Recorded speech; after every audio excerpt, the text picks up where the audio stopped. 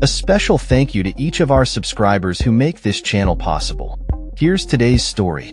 In a controversial move, the Palestinian Authority, PA, has temporarily suspended the operations of the Qatar-based news network Al Jazeera in the occupied West Bank. This decision, reported by the official news agency Wafa, comes amid accusations that the network has been broadcasting inciting material that stirs unrest and misrepresents the situation in the region. A ministerial committee, including officials from the Culture, Interior, and Communications ministries, reached this decision, claiming that Al Jazeera's reporting was contributing to internal strife within Palestinian society.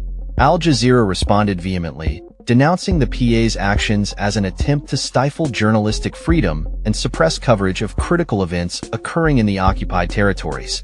The network stated that the suspension aligns with the actions of the Israeli government, which had previously closed Al Jazeera's office in Ramallah, accusing it of inciting violence.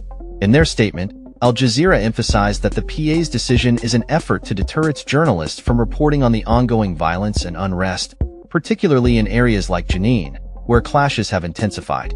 The PA's decision follows a series of tensions between Al Jazeera and the Fatah party, which dominates the PA. Fatah had previously accused the network of promoting division and inciting unrest among Palestinians. In December, the party called for a boycott of Al Jazeera, further escalating the conflict between the two entities.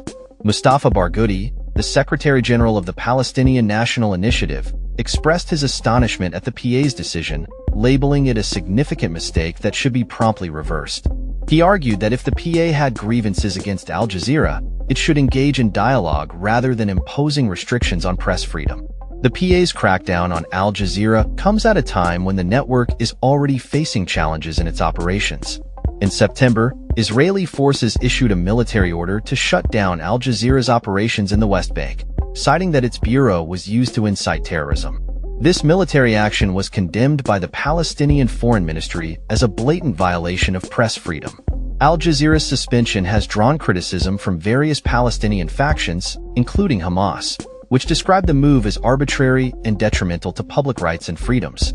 Hamas called for the PA to reverse its decision, emphasizing the importance of media coverage and highlighting the plight of the Palestinian people under occupation.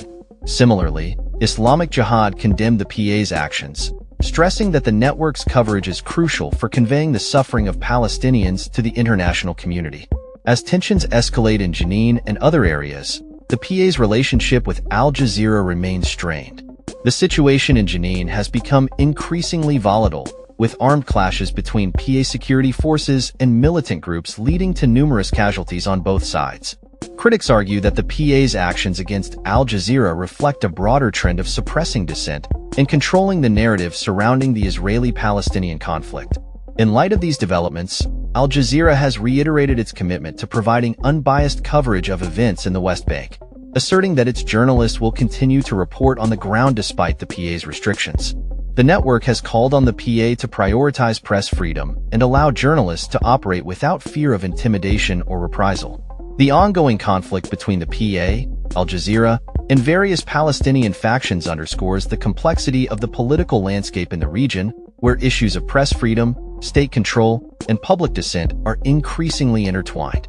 As the situation continues to evolve, the implications of the PA's decision on media operations and public discourse in the occupied territories remain to be seen. That's all for this story. We upload videos every day covering many different subjects, so hit that subscribe button to stay informed. Thanks for watching.